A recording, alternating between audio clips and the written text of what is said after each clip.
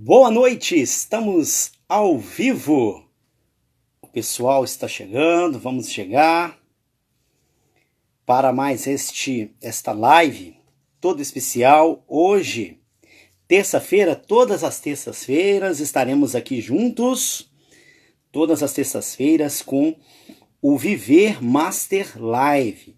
Então vamos chegando, já vamos convidando, o nosso colegiado, convide aí o pessoal aí do social do seu município, convide o pessoal do CMDCA, convide a todos que fazem parte do Sistema de Garantia de Direitos Humanos de Crianças e Adolescentes, porque hoje, Viver Master Life, teremos um tema muito interessante, muito importante para o Conselho Tutelar. Trabalho infantil, quem deve fazer a fiscalização? E daqui a pouquinho estará conosco aqui o Dr. Antônio de Oliveira Lima. Isso mesmo, Dr. Antônio do Peteca. Ele é procurador do Ministério Público do Trabalho do Estado do Ceará. Então eu acredito que será de grande valia. Hoje nós vamos desenvolver um diálogo muito interessante. Nós vamos falar muita coisa aqui a respeito do trabalho infantil e principalmente em relação à fiscalização do trabalho infantil. A gente tem percebido que tem sobrado mais uma vez para os conselheiros tutelares, né? A gente vê que muitos promotores, até mesmo a gente vê que as pessoas não estão conseguindo direcionar a coisa certa. E estão direcionando e colocando mais isso na conta do Conselho Tutelar. Bom, enquanto o Dr. Antônio aparece por aqui, assim que ele aparecer, nós já vamos direcioná-lo aqui também, né? E enquanto isso, deixa eu fazer alguns comunicados importantes aqui. Enquanto isso também, tem aí embaixo, né? No canto inferior direito, o aviãozinho, o famoso aviãozinho. Comece agora a convidar o pessoal, né? Diga, Viver Master Life com Emerson Freitas já começou e daqui a pouquinho o Dr. Antônio estará conosco. Vamos falar sobre trabalho infantil, quem deve fazer a fiscalização. Se você ainda não foi surpreendido, você que é conselheiro tutelar, ainda não foi surpreendido com ofício, requerendo que você venha fazer a fiscalização de trabalho infantil, quer na área rural, quer numa indústria ou em outra situação, né, isso pode acontecer com você. Então é muito interessante você saber o que você deve fazer, qual o procedimento e, acima de tudo, de quem é. A questão eu não posso, às vezes eu falo muito, a gente, né, quando eu falo como conselheiro tutelar, não estou mais atuando, mas quando eu estive conselheiro tutelar, uma vez conselheiro, sempre conselheiro. Hoje estou mais envolvido do que quando eu era conselheiro tutelar, na verdade, né? E aquela questão, não é nossa atribuição fazer fiscalização de trabalho infantil. Isso todo mundo sabe, isso é chover no molhado. Mas a questão eu preciso dar uma resposta contundente. Se a responsabilidade não é minha, de quem é a responsabilidade? E não adianta simplesmente eu saber de quem é a responsabilidade. Além de saber de quem é a responsabilidade, eu preciso articular com as pessoas certas para quando a demanda aparecer, quando a violação acontecer, eu sei quem deve ser acionado. Por isso que o Conselho Tutelar ele precisa estar bem alinhado com toda a rede de proteção. Tá certo? Eu vou pedir para o Dr. Antônio. Dr. Antônio, eu não estou conseguindo identificar o senhor aqui. Dá um oi para a gente aí. Eu não sei se o Dr. Antônio já entrou, né? Eu não sei se o Dr. Antônio já entrou, mas se o Dr. Antônio já está nos ouvindo, dá um oi para a gente aí. Mas enquanto isso, deixa eu realizar alguns comunicados importantes aqui. Nós vamos fazer um sorteio no final dessa série. Nós começamos essa série, né, do Viver Master Life com vários amigos queridos, importantes. Começamos com a Petrúcia, né? Primeiro foi a Petrúcia, semana passada foi... Opa! Peteca entrou aqui. Peteca Brasil, eu acredito que é o Dr. Antônio, né? Ah, bacana. Vamos lá. Semana passada estivemos com o... Bom, solicitou. Deixa eu só colocar o Dr. Antônio aqui, eu já continuo. É aquela coisa, a gente passa dos 40, fica mais difícil, né, visualizar. Aqui, aí eu continuo passando as informações para você. Enquanto o Dr. Antônio entra aí, deixa eu me posicionar aqui. Doutor Antônio. Emerson. Boa noite. Tudo bem com o senhor? Boa noite. Tudo bom, Emerson? Boa noite. Tudo bem. Tá me ouvindo? Para mim tá aparecendo um pouquinho. A imagem tá aparecendo um pouco travada. Pronto. E aí, tudo bom? Tudo bem, graças a Deus. Eu estava aqui comentando com o pessoal, né? E eu iria chegar no senhor. Falei que fizemos a live semana passada com o Dr. Murilo, né? E hoje com o senhor. E é uma alegria muito grande, né, recebê-lo. E deixa eu já fazer o comunicado aqui, semana que vem nós vamos estar com a minha querida amiga Maduca. E eu iria fazer um comunicado importante também. No final dessa série, nós vamos fazer o sorteio, provavelmente dos 3 estatutos, depois eu vou ver. Esse estatuto é organizado pela nossa empresa, o Estatuto da Criança e Adolescente, com leis correlatas. Temos também a lei o pessoal chama de Lei da Escuta Especializada, que é a 3.431, o decreto 9.603, e tem a parte também que fala do Código Penal, que trata sobre os crimes contra a dignidade sexual, tá certo? Então, semana que vem eu vou explicar para vocês como vocês vão participar do sorteio, tá bom? Doutor Antônio, o senhor está travando muito, eu vou fazer o seguinte, tenta entrar de novo, pode ser? Doutor Antônio? Oi? Só um instante, viu, Emerson? Tá dando uma... Tá travando um pouco aqui o áudio. Isso. Certo? Só um instante, viu, Emerson? Que tá travando um pouco o áudio. Tá ok. Enquanto isso eu vou falando aqui, tá bom? Então, vamos fazer esse sorteio. Depois eu vou passar para vocês como que vocês vão participar do sorteio, tá bom? Bom, hoje nós vamos falar sobre, para você que está chegando agora, nós vamos ter um bate-papo gostoso aqui com o Dr. Antônio, nós vamos falar sobre trabalho infantil.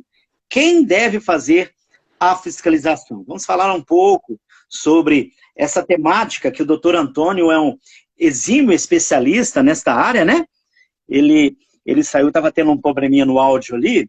Enquanto ele resolve ali, vamos batendo um papo aqui. Enquanto isso, vamos compartilhar a live. Vamos aí no aviãozinho aí do lado aí. No coraçãozinho também, isso, porque aí o Instagram entrega, né? Diz que é assim. Então, diz que se é assim, então vamos seguir essa regra, né? Vamos seguir todo mundo, eu vejo todo mundo falando aí, né? Que tem que mandar o coraçãozinho, tem que mandar o aviãozinho também. Então, vamos compartilhar, porque eu acredito que será de grande valia. E você também que ainda não nos segue aqui no Instagram, né? De repente você está chegando agora, passa a nos seguir, que sempre estamos com conteúdo aqui relevante, um conteúdo que com certeza vai agregar muito para você. E siga também o Dr. Antônio, né, no Peteca. Tem também aí o Instagram, né, do Peteca, que depois nós vamos falar um pouquinho sobre esse projeto maravilhoso, né? Deixa eu voltar aqui, deixa eu colocar o Dr. Antônio de novo. Nós estamos tendo alguns probleminhas aqui, mas aquela questão. Como se diz, programa ao vivo tem dessas coisas, né? Vamos lá. Vamos lá, doutor Antônio, boa noite. Melhorou agora? Sim, eu agora estou ouvindo melhor, estou te ouvindo bem, né? Só um instante agora, estou te ouvindo bem e agora melhorou aqui a conexão. Isso, tava travando um pouquinho. Acho que tá melhor agora, né, pessoal? Manda uns coraçãozinhos aí, manda um joinha aí pra gente ver se tá legal. Acho que tá legal agora, né? O som tá bacana. Mas olha, doutor Antônio, de antemão, é uma alegria imensa estar com o senhor novamente. Eu fico muito feliz, né? O senhor participou com a gente do Impacto Viver e agora no Viver Master Live, esse projeto agora que estamos fazendo no Instagram. E o senhor sempre com muita alegria nos atendendo. Eu fico muito feliz e desde já eu agradeço ao senhor por se disponibilizar tanto, né, para dar essa ajuda tão importante para tantos conselheiros tutelares de todo o Brasil. Tá? Muito obrigado, doutor Antônio. É sempre um prazer estar dialogando com a Rede de Proteção, especialmente estar dialogando com os conselheiros tutelares.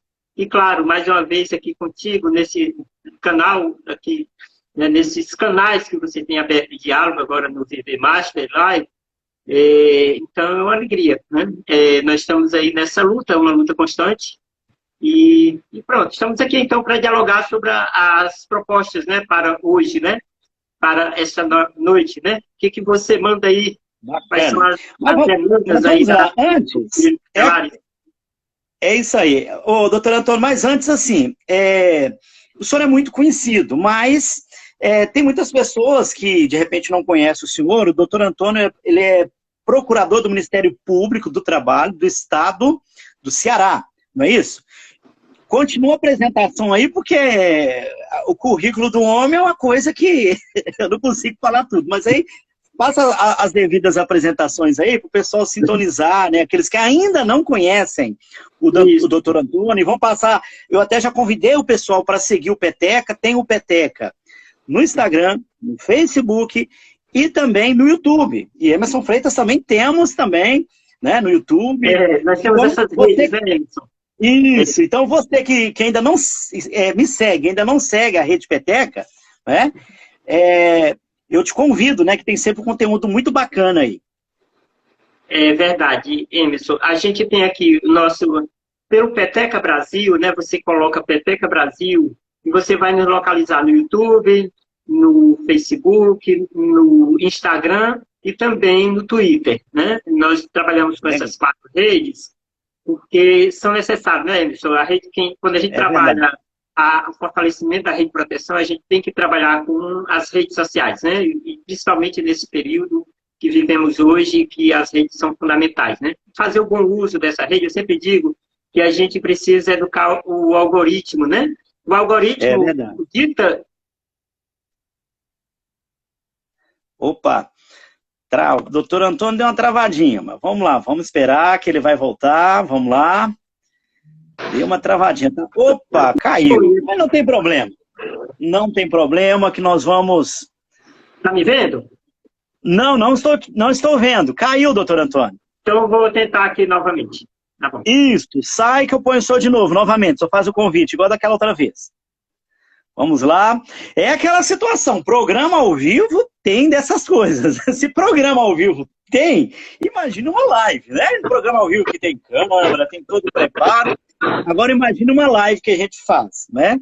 O Instagram é muito bom para fazer live, mas o que eu não gosto do Instagram é a estabilidade, né? Às vezes ele não é muito estável, né? E tem também todo o problema das nossas... a nossa rede de internet, né, no Brasil, né, o serviço de internet não é lá essas coisas também. Né? Por mais que a gente tenha uma conexão boa, uma banda larga boa, às vezes acontecem muitas situações aí que não dependem da gente. Né? Mas vamos lá. Doutor Antônio, o senhor deu uma travadinha aquela hora. E agora? Agora voltou. Pronto, okay. Então vamos lá. Também aqui. Vamos lá. Então, como eu estava falando, as redes sociais são muito importantes e a gente precisa educar o algoritmo, né? O algoritmo edita, né, o que vai ser visto nas redes sociais, né? Assim, não é tudo que a gente posta, o mais importante do que a gente posta que vai chegar ao conhecimento das pessoas, né? Então, para isso, a gente precisa ter uma rede bem mobilizada, uma rede bem articulada, que curta, que comente, que compartilhe, porque senão as nossas postagens, nossas mensagens chegam para poucas pessoas. E é fundamental a gente mobilizar a rede, ter uma rede bem mobilizada, para que assim, que as informações da rede de proteção cheguem para o maior número de pessoas possível. Especialmente, Emerson, nesse momento. Hoje mesmo, até bem pouco tempo, eu estava aqui acompanhando no Congresso Nacional a votação da medida provisória 1045, né? Essa mobilização que desde semana passada a gente tem feito aqui nas nossas redes, nossos parceiros, porque ela está em votação hoje e é uma medida provisória que, se por um lado traz um tema importante, que é o programa de estabilização, né, que busca estabilizar as relações de trabalho, manter os empregos no período de pandemia. Por outro lado, como só ia acontecer, né, foram incluídos nessa medida provisória pelo relator muitos jabutis, né? É muito comum incluir temas que não têm nada a ver com a medida provisória para passar a boiada, né, no Congresso. É muito comum essa estratégia, tanto do governo como também dos deputados. E nessa medida provisória 1045, a boiada foi muito grande, né, porque eles incluíram inicialmente 2 programas, programas de precarização da relação de trabalho, né? E de ontem para hoje, incluiu mais um, que é um programa de trabalho voluntário na administração pública, né? São 3 programas. Um desses programas, que é o REQIP, né? Que é um programa que objetiva contratar jovens em situação de vulnerabilidade de 18 a 29 anos, porém sem nenhum direito trabalhista, né?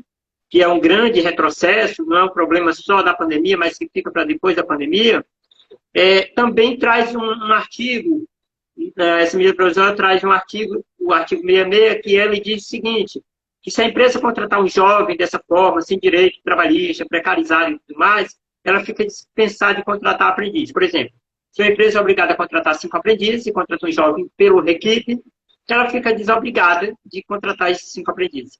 E isso é um golpe muito grande para os adolescentes, né? Que estão ali buscando uma vaga de aprendiz, garantindo o seu direito à profissionalização. É um golpe para os jovens, né? Porque eles acabam perdendo a oportunidade de uma vaga de aprendiz, já que a empresa, obviamente, né, vai querer contratar um jovem pelo REQIP, que já que não tem direitos trabalhistas, sai muito barato para a empresa, é uma mão de obra barata, né? Então a gente está aí nessa luta.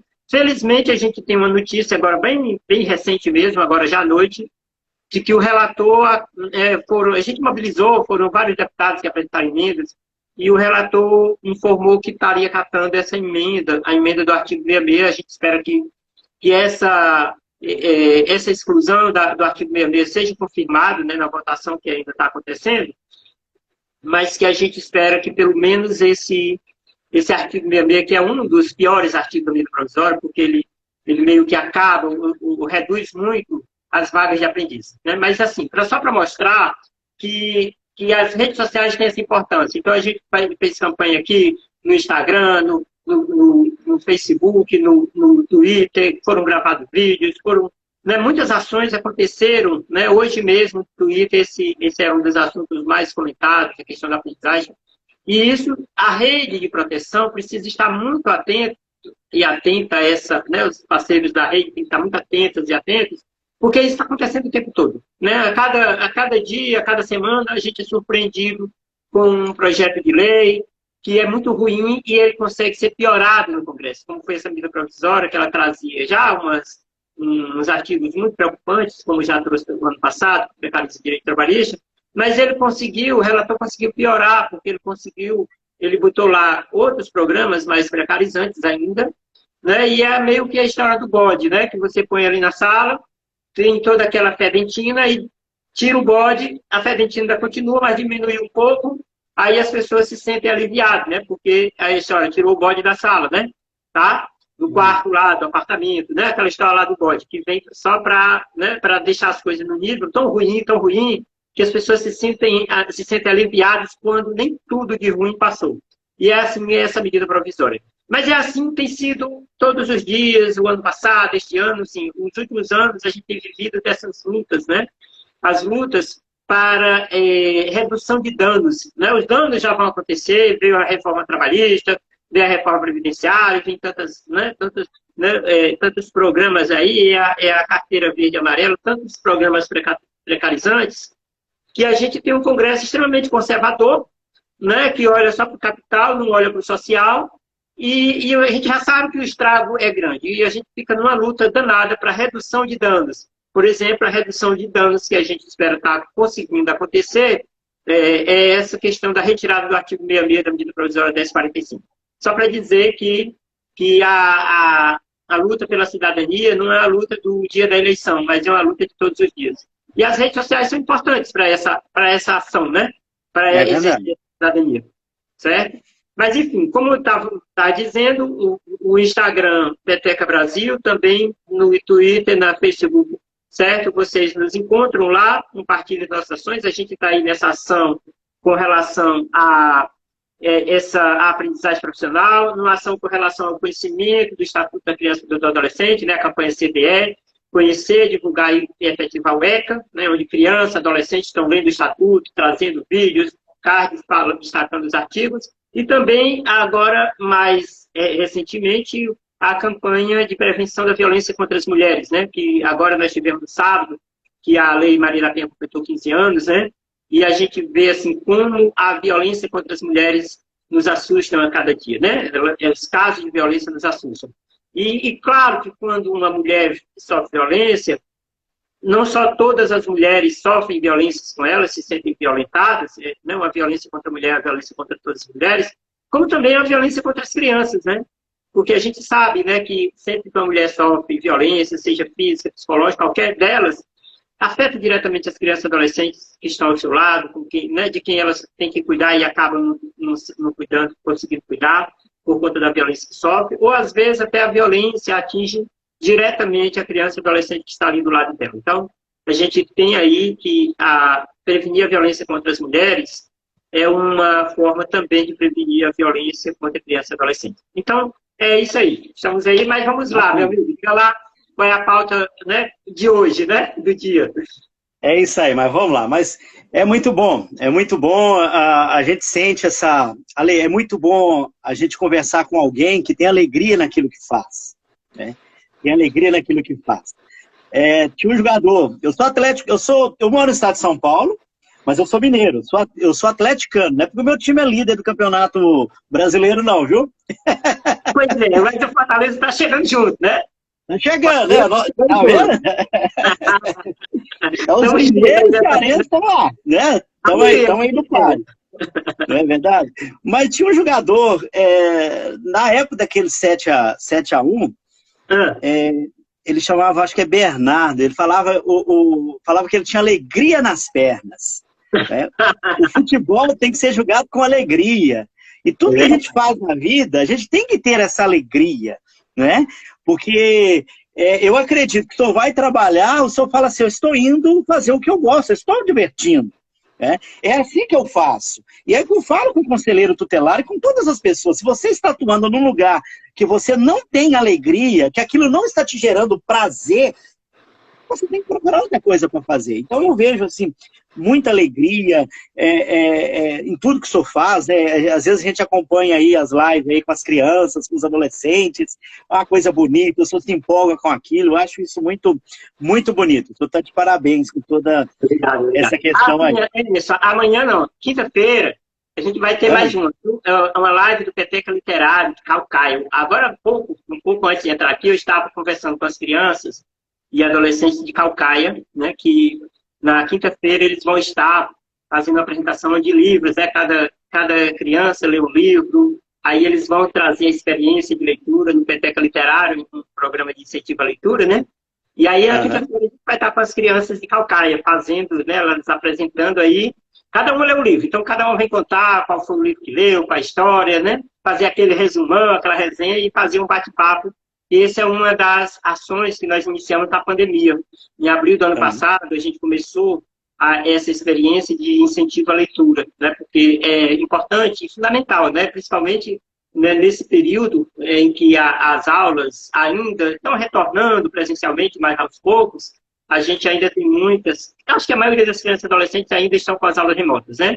E aí, uma forma que a gente buscou de incentivar a participação das crianças, adolescentes nas atividades escolares, foi criar a estratégia de incentivo à leitura. E aí o Peteca Literário é uma dessas nossas linhas de ação, né, que está na linha do protagonismo, né, que a gente vê assim, quem é que ocupa espaço lá no canal Peteca Brasil? quase sempre crianças e adolescentes. Então, mais uma vez, quinta-feira a gente vai estar com elas aí nesse espaço de participação sociopolítica, né, de protagonismo e, claro, de experiência, compartilhando experiências de leitura para incentivar outras crianças e adolescentes também né, a serem amantes da leitura.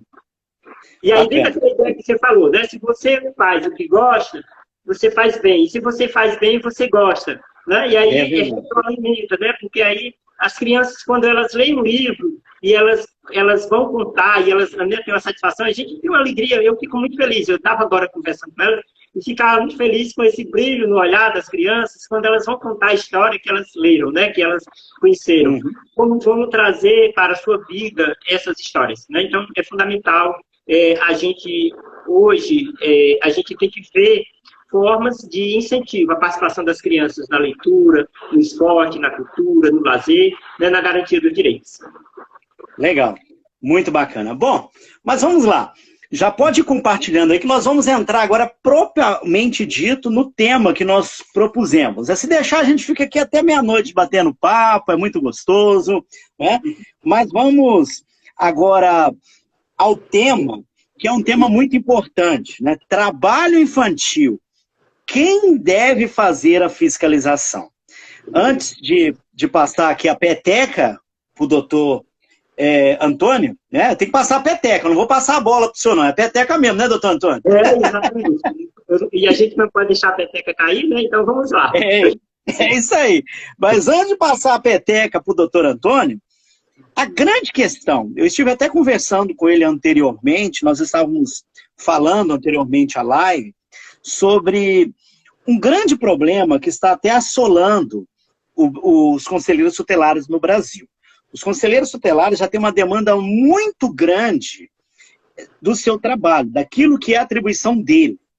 E, infelizmente, o conselheiro tutelar ele vive sufocado de pessoas de todos os lados, do poder público, do judiciário, até mesmo do Ministério Público, da segurança pública, né, as polícias, a sociedade, todo mundo abafando o Conselho Tutelar para que ele venha a ser um órgão que venha a executar as políticas públicas. E o Conselho Tutelar, ele não é esse órgão que pode dar essa resposta. Ele existe lá no artigo 131 para zelar pelo cumprimento do direito da criança e do adolescente. Então, ele não é um órgão técnico, né? Ele não é um órgão técnico, ele não tem a competência técnica para realizar várias situações, né? E inclusive a própria fiscalização do trabalho infantil. Mas como nós estávamos falando, doutor Antônio, no Brasil hoje nós estamos tendo essa demanda, né? Que está caindo mais uma vez no colo do Conselho Tutelar, né? Tem vindo de várias partes, inclusive até alguns promotores, né, têm solicitado que os conselheiros tutelares façam a fiscalização na área rural e inclusive algumas empresas. Mas vamos lá. Primeiro ponto, doutor Antônio, é responsabilidade do Conselho Tutelar fazer fiscalização de trabalho infantil? Vamos lá.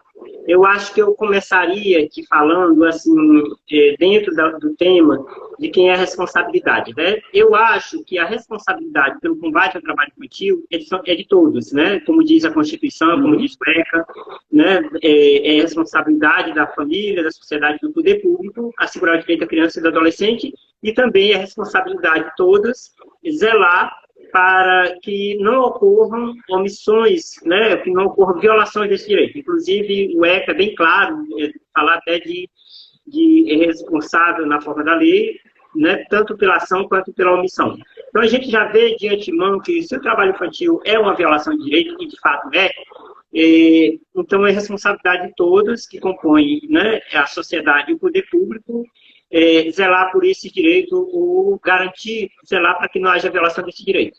Mas diante de uma situação concreta, a gente precisa verificar qual a melhor forma de agir. Então, tipo assim, se nós estamos diante de uma empresa, quem faz a fiscalização das empresas são os auditores fiscais do trabalho, né? Eles exercem a função de inspeção, né? Está lá na legislação, dentro existe a Constituição, que fala que compete à União legislar sobre inspeção do trabalho, Existem os artigos da CLT que falam da fiscalização do trabalho, existem portarias que regulamentam a fiscalização do trabalho, instruções normativas também.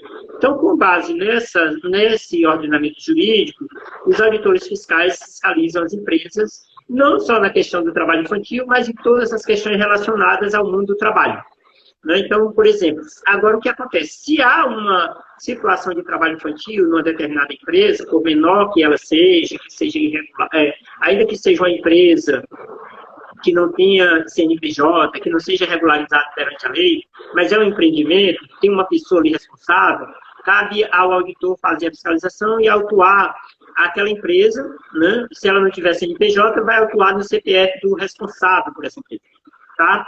E quando a situação... Então, com condições normais, o que acontece? O auditor vai nessa empresa, constatado que há uma criança ou adolescente em situação de trabalho, ele deve ter de imediato o afastamento dessa criança, desse adolescente. Se for um adolescente, a partir dos 14 anos, os auditores vão verificar a possibilidade daquela empresa contratar esse adolescente como aprendiz, na forma da lei, certo? Se for uma atividade insalubre, ele precisa ser afastado dessa atividade e ele só vai poder continuar na empresa se for possível ele exercer uma atividade que não seja insalubre, perigosa, noturna, ou seja, um trabalho protegido. E, claro, se o adolescente já tem 16 anos, não for das piores formas, como regra, se não for dos chamados trabalhos de saúde perigosos, ele vai poder continuar ali.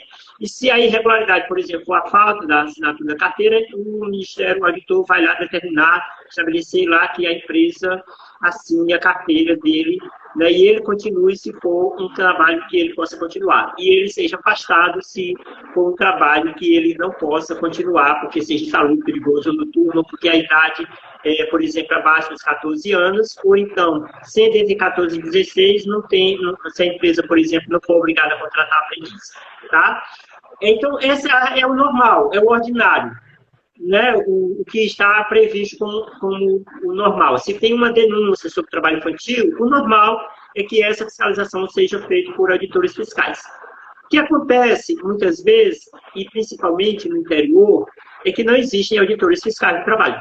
Isso é um problema que a gente tem há anos, mas que ele tem se agravado mais ainda nos últimos anos, porque já faz tempo que não se faz concurso para auditor.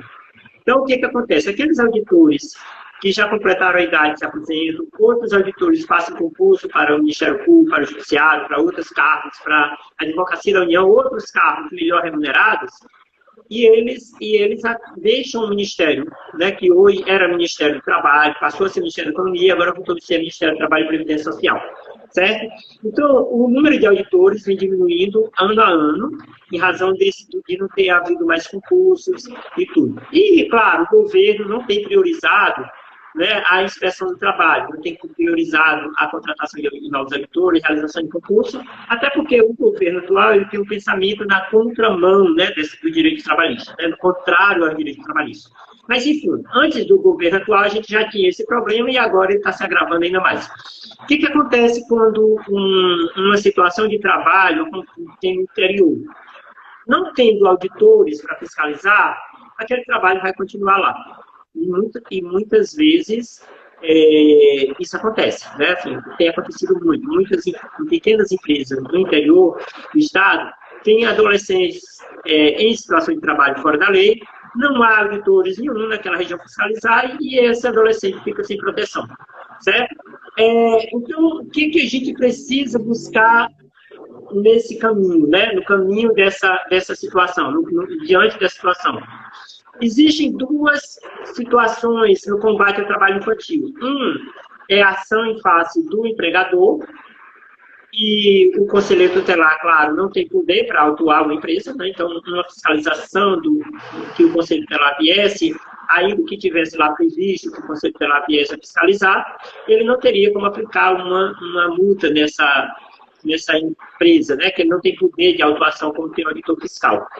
A outra ação é a ação em face da vítima, né? Do adolescente.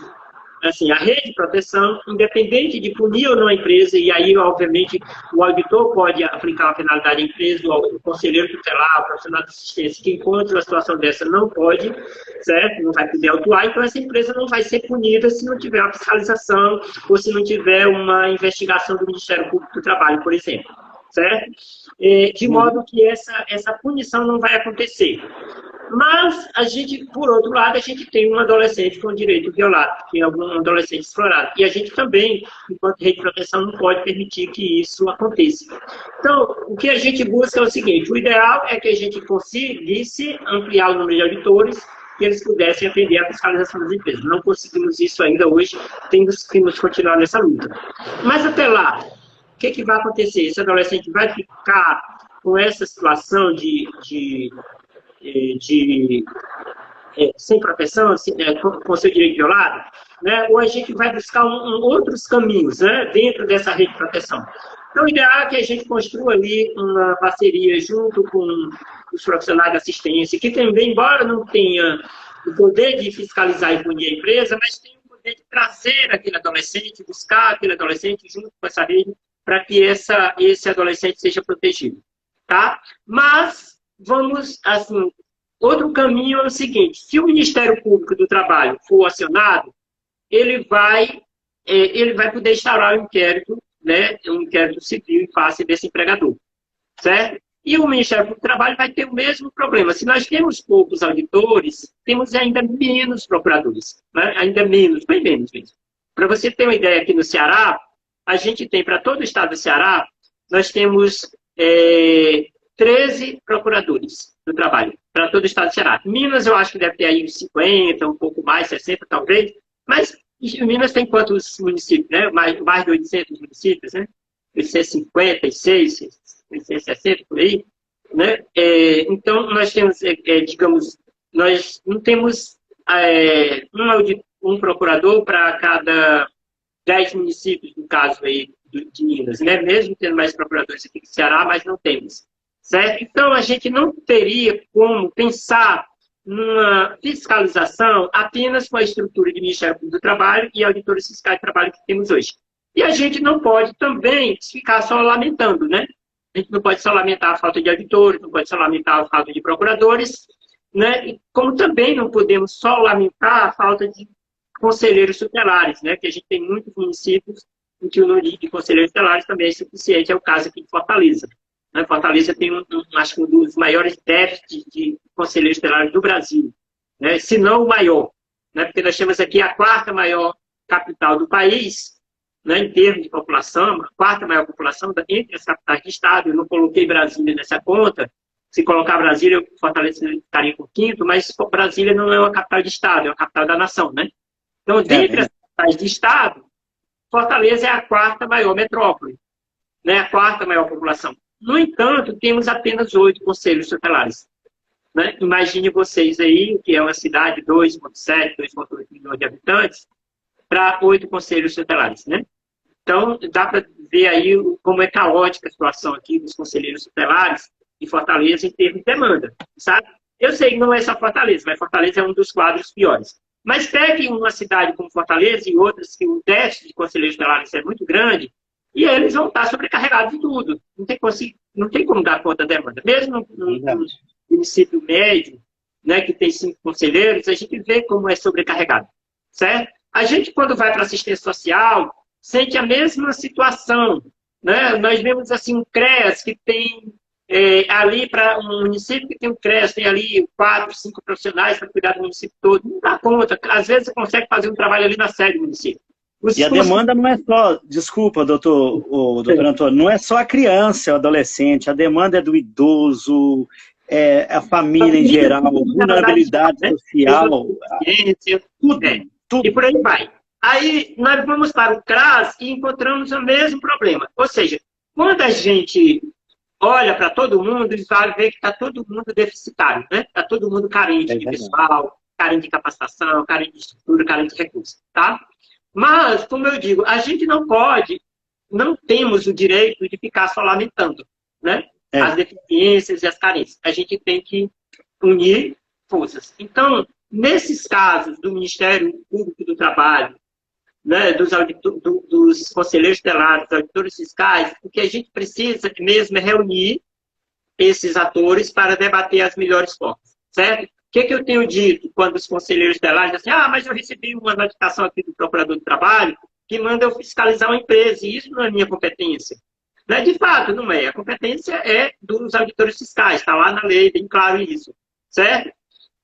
Ou então, se é um trabalho que não é numa empresa, que é num sistema, vamos dizer assim, como autônomo, né? Não tem um empregador, não tem quem o ministério fiscalizar, seria a abordagem social, né? A equipe da assistência social responsável pela abordagem. Seria a atribuição. Mas a gente sabe como esses serviços, tanto da fiscalização como da abordagem, eles estão muito precarizados. E, na prática, a gente ciente disso, a gente não pode fechar os olhos de que aquela criança, aquele adolescente vai continuar ali se ninguém fizer nada. Tá? Então, de um modo geral, dentro da repartição de atribuições e competências, cada órgão e entidade tem um papel na rede de proteção. Mas não é suficiente cada um fazer a sua parte. Né? Não é suficiente se o todo não acontece. Né? Se eu sei que, não obstante cada um tem a sua parte a ser feita, mas eu sei que a criança e o adolescente continua ali em situação, eu vou ter que buscar a saída. Eu vou ter que reunir essa rede para encontrar caminhos. Né? Então, se eu sou um conselheiro tutelar e recebi uma denúncia dessas, né? E eu dou um exemplo de uma conselheira tutelar aqui de Fortaleza, que esta semana, hoje mesmo, não, ontem, ela entrou em contato comigo. Disse assim, olha, eu recebi aqui uma denúncia de trabalho infantil, né, e eu gostaria de saber como é que a gente pode fazer aqui para fazer essa verificação, né, verificar se de fato está acontecendo e tudo. Eu disse, então vamos fazer o seguinte, vamos reunir aqui, chamar aqui o auditor fiscal, né, tudo bem, aqui em Fortaleza é mais fácil fazer isso, né, mas se for lá no interior, como é que faz, né? A gente vai buscar ali um apoio do promotor de justiça, talvez, para conversar junto com a assistente social, junto com os conselheiros tutelares, e verificar ali, dar uma chamada e ver o que pode ser feito. A gente consegue fazer uma audiência com um empregador desses, né, que como o nosso processo todo é eletrônico, né, e as audiências agora estão acontecendo de forma telepresencial, a gente consegue, né, diante dessa situação, né, junto com o promotor de justiça, junto com a rede local, constatou a situação, chamar o empregador para uma audiência, para ter compromisso, para ajuizar uma ação. A gente consegue fazer isso, né, dá para a gente fazer isso mesmo não estando lá no interior, dá para fazer isso de forma online. Tá? Mas a gente precisa do apoio dessa rede de proteção. Então, o que eu acho que hoje a gente precisa fazer é o seguinte, precisamos encontrar saídas para os problemas que não foram resolvidos. Né? E aí uma forma seria a gente fazer uma reunião com esses atores dessa rede de proteção e traçar uma estratégia. Será uma ação conjunta, né, dentre os atores ali da rede, que possa verificar e dizer o seguinte, a situação é essa, né, essa criança ou adolescente está nessa situação de trabalho, dá para o Ministério Público do Trabalho chamar essa empresa, esse empregador, para uma audiência telepresencial, né, assim, é lá no interior, é distante, tá, mas dá para fazer audiência. A gente tem feito muitas audiências aqui desse formato, né? Não conseguiu resolver, que aí é uma possibilidade, se não ter esse conduto, não conseguiu resolver, vamos ajuizar a ação civil pública. Certo? Então, minha sugestão hoje tem sido assim, eu tenho falado isso para os procuradores do trabalho e para os conselheiros tutelares, né? Que existe, de fato, essa questão. Muitos conselheiros dizem assim, eu recebi uma notificação, mas não é minha atribuição. Tá, mas a criança ou adolescente vai continuar lá? Ou você vai chamar para uma reunião o procurador do trabalho, o auditor fiscal, né, o profissional, o pessoal lá do CRAS, para discutir, olha, tem uma situação aqui que precisa ser resolvida. Não vamos aqui criar um debate sobre atribuições e competências, porque cada um vai encontrar dentro da sua lei uma ressalva, né, um fundamento. Por exemplo, o procurador do trabalho vai dizer assim, olha, lá na lei complementar está dizendo que eu posso requisitar. Aí o auditor, o conselheiro tutelar diz assim, lá no artigo 136 está dizendo quais são as minhas atribuições. Né? Eu não sou um executor da política, né? Eu sou um garantidor, certo? Tá bom, mas de que forma vamos garantir? Né? Então, eu acho que o que a gente precisa hoje mais é dialogar. Esses atores precisam conversar. Porque eu eu tenho certeza que ainda há muito desconhecimento sobre o papel do Conselho Tutelar na sociedade em geral, mas não na sociedade em geral apenas, mas dentro da própria rede de proteção. Procuradores, promotores, juízes, profissionais de assistência ainda não têm um conhecimento adequado do papel do Conselho Tutelar. Muitos conselheiros tutelares também ainda não têm, mas eu tenho visto que nos últimos anos os conselheiros tutelares têm participado muito das capacitações, têm sido promovidos, eu tenho participado de várias, e eu vejo que os conselheiros tutelares têm se capacitado cada vez mais, né, buscado sempre cada vez mais se capacitar sobre suas atribuições. Mas é importante que que a gente consiga dar um passo para que essa capacitação sobre as atribuições do Conselho Tutelar seja feita em rede. Né? Por exemplo, se eu reunir só conselheiros tutelares, o que vai acontecer? Os conselheiros tutelares vão dizer assim, isso não é minha atribuição, o outro diz, isso não é minha, e no final, né, assim, fica só um conflito negativo de atribuições. O ideal, né, é que chame os outros atores e dizer o seguinte, olha, essa não é minha atribuição, mas nós podemos colaborar dessa forma, dentro da rede, tá? E aí cada um vai trazendo, assim, porque pode ser que cada um consiga, entre aspas, lavar as mãos, né? Mas não é isso que a gente precisa, né? A gente não precisa aqui de pilares, né? A gente não precisa que cada ator busque na sua lei, na sua normativa, né, se delimitar dentro do seu campo restrito de atribuições e justificar com base nele. Porque a criança e o adolescente vai continuar lá, certo? Então, quando a gente, se eu, enquanto órgão, entidade, não tenho competência ou atribuição para sozinho resolver o problema, o outro também não vai ter. A gente tem que ter consciência disso. E a criança vai continuar lá. Então, eu não posso apenas justificar que não é minha atribuição. Eu devo chamar os atores, e aí cada um que se considerar que não tem atribuição para determinada ação, deve chamar os demais atores para dizer o seguinte, olha, eu estou diante dessa situação, eu não tenho atribuição para isso, eu não dou conta disso, não é minha atribuição legal, nem eu teria como, ainda que fosse, eu não teria como... Competência técnica, né? É isso, eu não tenho como fazer, mas eu também não posso me conformar só em não ter como fazer e a criança e o adolescente continuar lá. Eu tenho que chamar esses atores, porque se eu não tenho competência para tudo, todos juntos têm competência sim. Né? Todos juntos, né, atuando em rede, a gente tem, né, todos vão conseguir encontrar a saída. E o que é mais importante é a efetividade. Muito mais importante, né, não é que não seja importante, conhecer suas atribuições, delimitar, levar o conhecimento dos outros atores às suas atribuições é importante. Mas mais importante do que... Doutor Antônio, só um minutinho. Apareceu um chiadinho aí, deu algum probleminha aí? Não? Não, aqui para mim tá normal. Travou? Tá dando, não, travou não, tá chiando um pouco. Será que não é o fone, alguma coisa que tá ligado aí? Deixa eu ver aqui, só um instante, viu? Só um instante aqui, tá? Eu vou aqui só inverter a câmera e já volto, tá?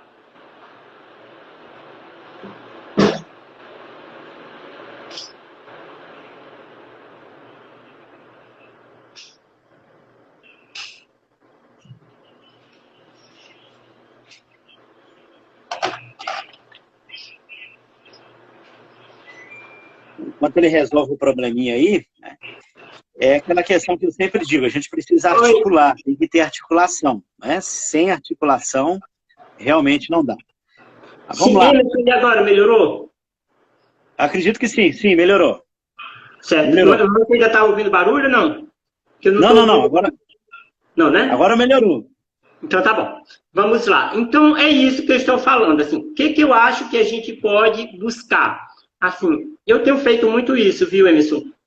Reunido os atores da rede local para debater a solução a partir dos problemas identificados, né? Por exemplo, quando um conselheiro tutelar receber uma notificação do Ministério Público do Trabalho ou de qualquer outro órgão que ele entenda não ser adequada para a sua atribuição, ele deve ter dois olhares. Um é dar uma resposta, né? Responder assim, olha, recebemos esse ofício, essa notificação e tal, nosso colegiado entende que não é nossa atribuição isso, entretanto, nos colocamos à disposição para, junto com a rede de proteção, né, dar uma solução ao problema. E aí, se colocar à disposição para a reunião, para debater estratégia e tudo mais. Eu acho que deva ser esse caminho que cada um desses atores, não só o conselheiro tutelar, mas cada um deva não se conformar apenas em dizer que não é sua atribuição, né, mas principalmente, né, em se colocar à disposição para, dentro da rede de proteção, contribuir com a solução do problema. Eu acho que uma reunião entre o procurador do trabalho, o conselheiro tutelar e o profissional da assistência social do município seja um passo importante para a busca de solução. Né? No diálogo, sempre se encontra a solução e a gente tem visto várias experiências nesse sentido. Certo? Então, a minha sugestão é que o conselheiro tutelar busque um diálogo com o procurador, certo? Do trabalho que encaminhou aquele ofício, faça uma resposta, né? Claro, uma resposta educada, colocando, né, o entendimento do colegiado, não é do conselheiro. Olha, o nosso colegiado entende que não é nossa atribuição a fiscalização, entretanto, nós nos colocamos à disposição para, numa reunião, debatermos, encontrarmos saída para uma solução para o problema, né? E aí eu acho que um caminho seria esse, uma reunião com o procurador, né? Hoje está mais facilitado esse processo, porque a gente consegue fazer essas reuniões online, né? Quer dizer, antigamente precisava de um deslocamento, aí o procurador não podia ir para o interior, o conselheiro tutelar também não ia lá, não teria condições de ir onde o procurador está, porque nós, como eu digo, nós não temos procuradorias, né? Temos poucas. Aqui no Ceará nós temos em Fortaleza, temos em Sobral e temos em Juazeiro, certo? A de Sobral está temporariamente funcionando aqui em Fortaleza, depois retorna para Sobral. Mas no caso de Minas, por exemplo, são 10 procuradorias, mas são quantos municípios? Mais de 800, né? Então, assim, existe uma procuradoria nas cidades maiores de Minas, certo? Mas aquele procurador que encaminhou o ofício, né, pode participar de uma reunião, né, no Google Meet ou outra plataforma, né, que os conselheiros tenham, e aí o conselheiro chamar ali para aquele diálogo alguém da assistência social, certo? Tem que debater o assunto. Acho que o mais importante né, no ofício que chega para o conselheiro tutelar não é o poder que tem um de requisitar e o poder que tem o outro de requisitar, porque os dois têm poderes de requisição na forma das respectivas leis, né? Tanto o Ministério Público tem poder de requisição na forma da lei complementar, como o conselheiro tutelar tem poder de requisição. Mas requisição é papel, né? O que importa mesmo é a solução do problema. E a solução do problema nem vai ser feita só pelo conselheiro tutelar, nem só pelo procurador do trabalho, certo? Há necessidade de envolver outros atores. Aí a minha sugestão é que, diante de uma situação dessas, haja uma reunião ali, né? Assim, solicita lá uma reunião com o procurador, chama alguém da assistência social para debater o assunto, para encontrar a solução. Porque você pega aqui, eu pegar um município pequeno, Minas tem muitos municípios pequenos, né? Distantes, muito distantes da sede do Ministério Público do Trabalho. Né? Nunca, ou quase, ou dificilmente, um procurador do trabalho vai chegar naquele município, porque ele responde por não sei quantos municípios daquela região, né? E não só por aqueles casos, mas por dezenas, centenas de casos que chegam de empresas das cidades maiores, cidades menores, certo? E aí, mas aí a gente tem que viabilizar, e é possível hoje, é possível fazer isso, né? Hoje é possível, mais possível do que antes. Antes a gente achava que só podia fazer isso presencialmente, mas a pandemia ensinou para a gente que a gente pode fazer isso virtualmente, certo? E eu acho que esse é um caminho. Um caminho é buscar um diálogo. O outro caminho que eu acho, Emerson, que é importante, é um diálogo entre a Associação dos Conselheiros Tutelares e o representante do Ministério Público do Trabalho em cada estado. A Cordinfância, né, tem uma Coordenadoria Nacional do Ministério Público do Trabalho especializada na área do combate ao trabalho infantil. Nós temos uma coordenação nacional, temos coordenações em cada estado, né? Então, dá para a Associação dos Conselheiros Tutelares buscar um diálogo com o representante local do Ministério Público do Trabalho na área do combate ao trabalho infantil, para construir esse diálogo, essas saídas, né, a solução desses problemas através desse diálogo. Acho que é importantíssimo fazer isso, eu tenho defendido há bastante tempo. Falo isso tanto para os conselheiros tutelares, como falo para os procuradores do trabalho.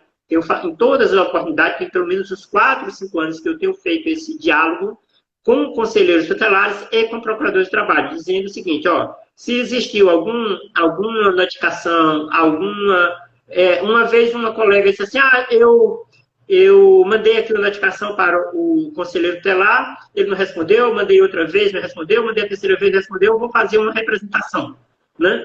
Aí eu disse, não, vamos fazer o seguinte, qual é o município, fulano e tal? Com poucos minutos eu já estava em contato com o conselheiro tutelar e já estabeleci o diálogo com a procuradora na época aqui, certo?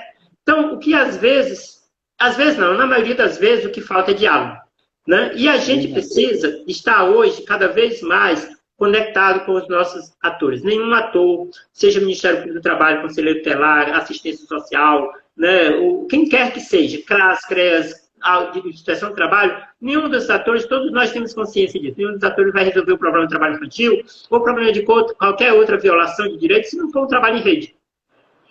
E a gente tem que começar a exercitar isso, né? Exercitar uma intersetorialidade de fato, e não só a intersetorialidade de papel, né? Porque há muita intersetorialidade de papel, há muitos fluxos de papel, né? Assim, a gente vê aqueles fluxogramas, assim, vamos aqui discutir o fluxo. Aí passa ali 1, 2, 3, 4 anos, aí discute o fluxo. Fica só no papel, não há nenhuma reunião de fato, não há nenhum estudo de caso concreto, não há aquele, sabe, aquela coisa de assim, vamos botar isso aqui em prática para ver como é que funciona, esse fluxo dá legal mesmo? Porque, assim, a intersetorialidade de papel é muito fácil de fazer, né? Temos muitos aí, muitos fluxos bem desenhados.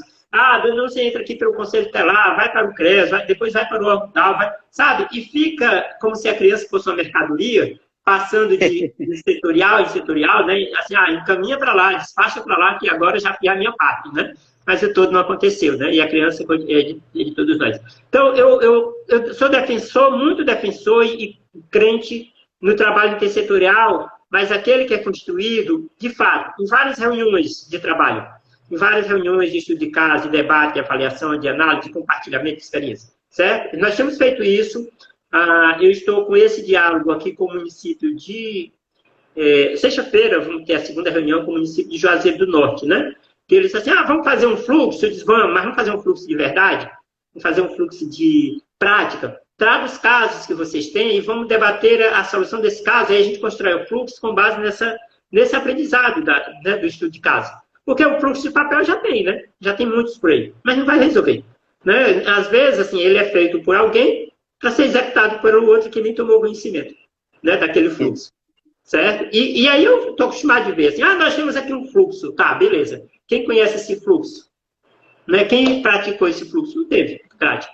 Certo? E a gente tem que começar a exercitar os fluxos através do estudo de casos concretos. E aí pressupõe um comprometimento, né, e um engajamento de todos esses atores. Vai ser sempre? Vai ser, eu tenho que estar em toda reunião? Não. Porque se for esperar o dia da reunião que está todo mundo, que todo mundo pode, nesse dia pode não acontecer, né? Então você vai fazer com os que podem naquele dia. Mas no outro dia, você que não pôde hoje, no outro dia você vai. E certo? E a ação não vai parar. Né? Não deve parar por isso, porque um ou dois atores não pôde ir num determinado dia. Certo? A gente tem que ter um comprometimento com a agenda e com a efetividade. Acho que é isso. Mas bacana. Doutor Antônio, eu tenho realizado várias capacitações Brasil afora. Eu moro no interior do estado de São Paulo. Né?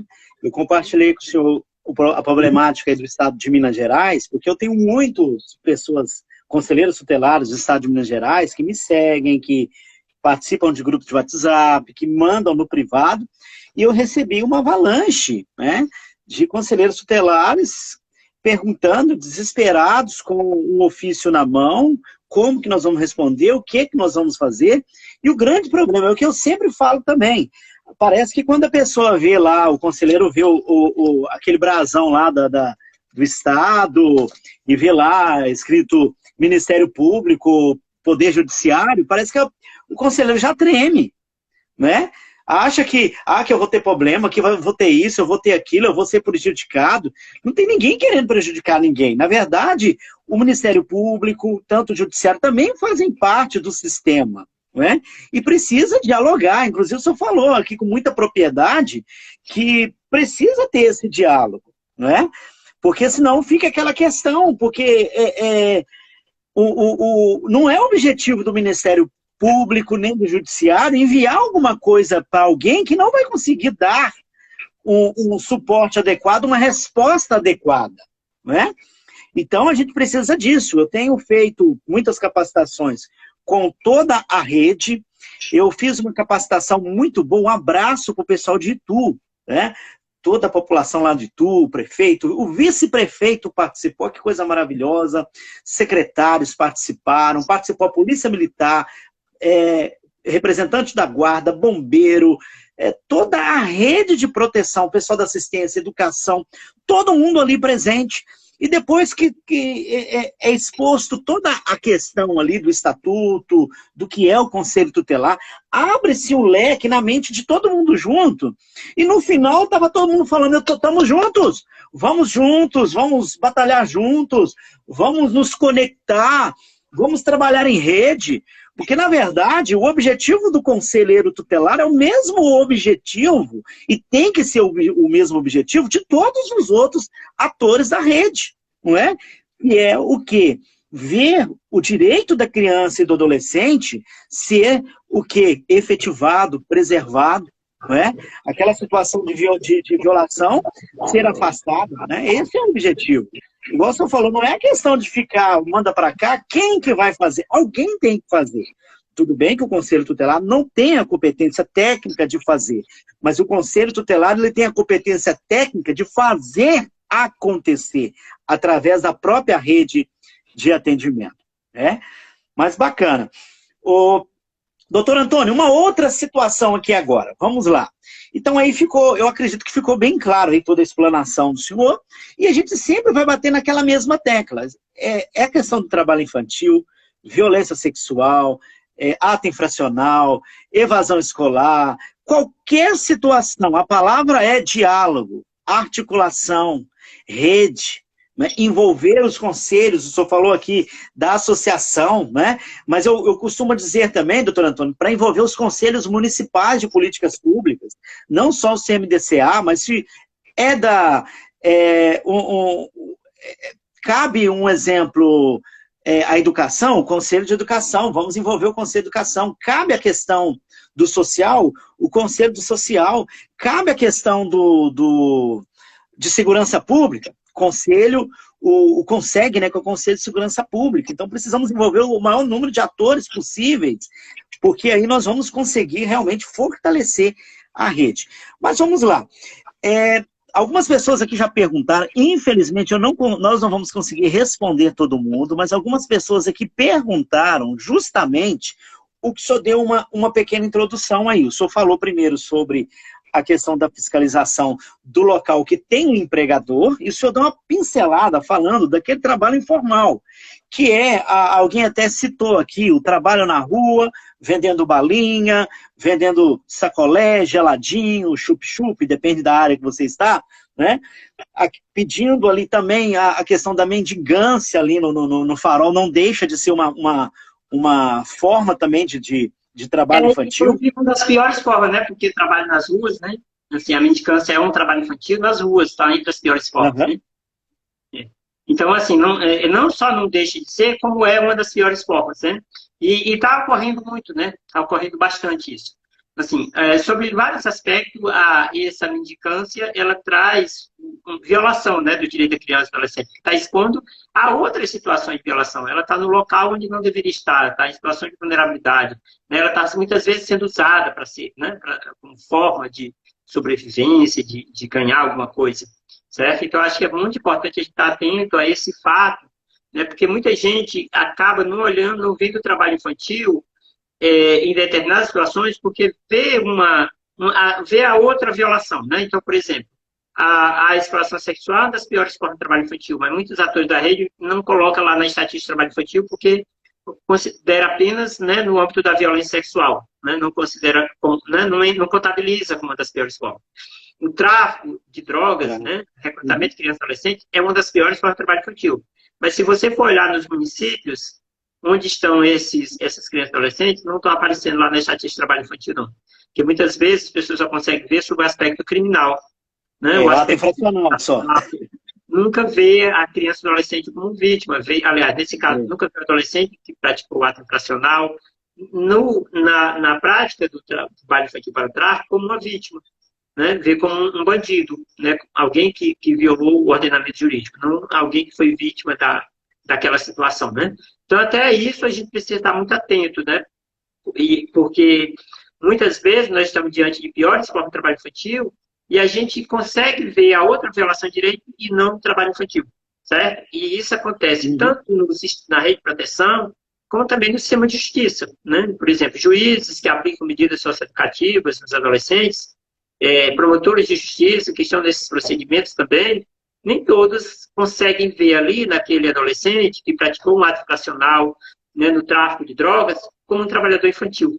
E aí você fica uma lei que protege esse adolescente, que é a Convenção 182, que trata como uma das piores formas de trabalho infantil, o Decreto 6481, mas você vê ali o sistema de justiça sem esse olhar, o olhar da proteção, mas apenas o olhar da punição.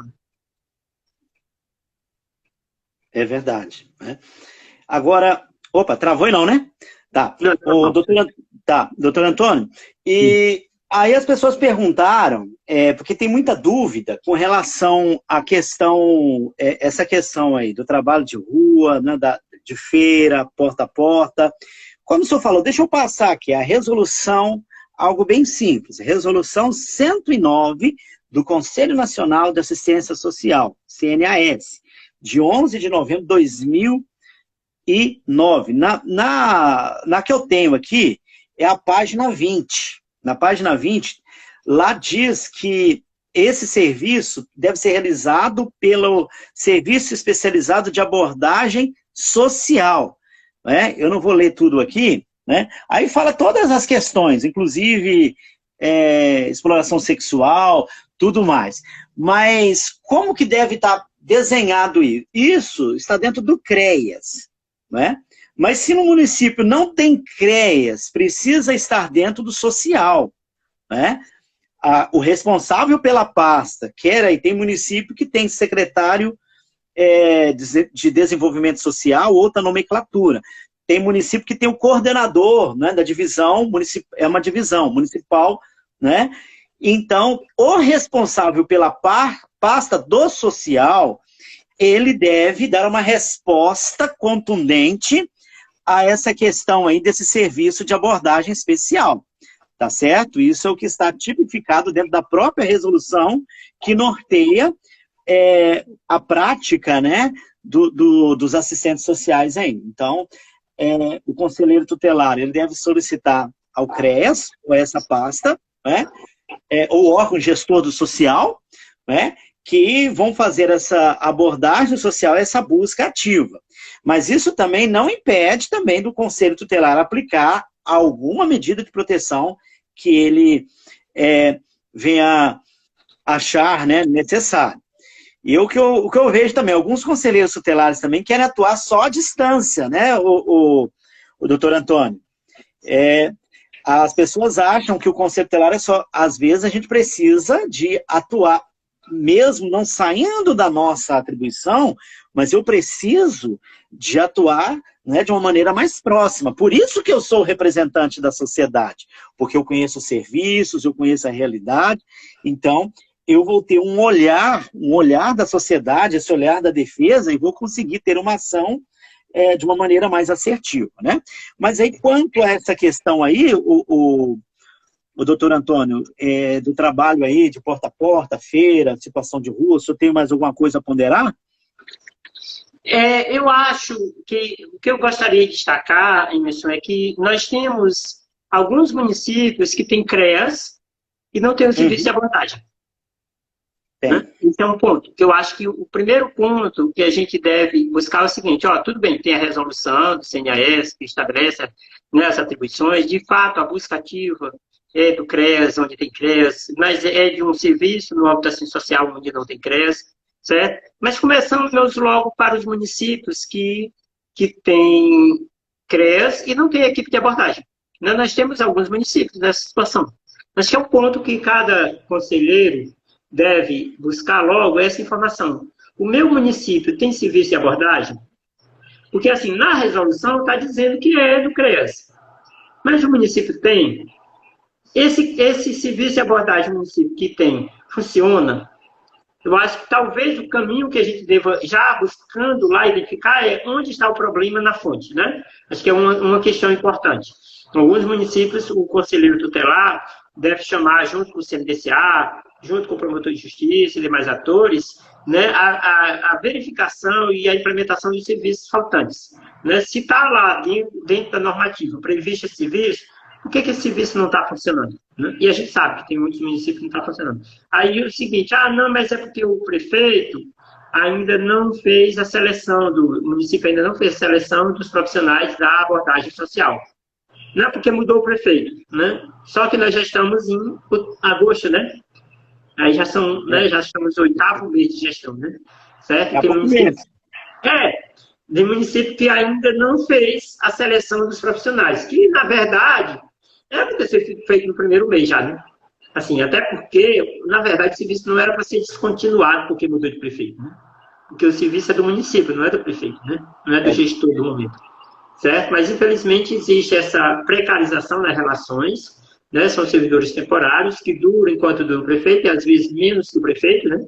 Porque, muitas vezes, por uma questão política, ele perde, né, esse emprego ainda no mandato do gestor.